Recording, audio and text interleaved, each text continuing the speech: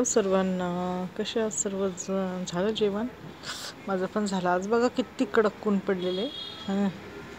खूप कडक ऊन आहे आज, उन्हाळ्यासारखं. आणि एक तुम्हाला सांगायचं आहे, प्रत्येकाच्या घरात आहे ना, खायला आणल्यावर आहे ना भांडणं होतात की माझ्या मागून ह्यानी खाल्लं आणि नाही होऊन पडलं. असं सर्वांच्या घरात आहे, तुमच्या पण घरात असेल नाही का, की एखाद्याने काय आणलं आणि त्याचं सर्व लक्ष त्या खाण्यातच की बाई मी आणलं आणि सगळ्यांनी संपवलं नाही का. मी नसताना ह्यांनी चोरून खाल्लं किंवा काय खाल्लं. तर असे बहुतेक घरात होत असतं नाही का.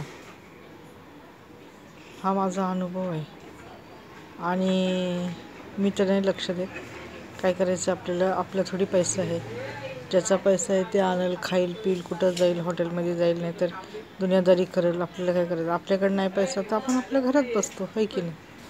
पैसा असला की सगळी दुनियाला आपण हे करू शकतो, जिंकू शकतो, हो की नाही.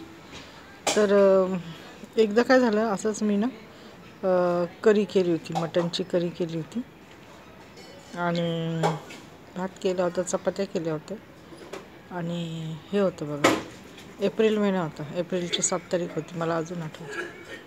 आणि माझं कालवणच सांडून टाकलं बाई. कसं सांडलं काय माहिती. आणि माझी भाजी सर्व सांडली आणि मग मला थोडीशीच राहिली.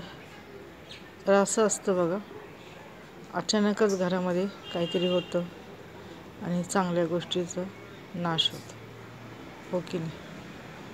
तर मी काय एवढं खाण्यापिण्याकडे लक्ष देत नाही. जे असेल ते खाऊन मोकळी होत असते.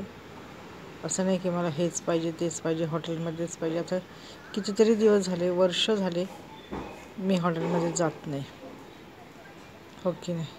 धन्यवाद.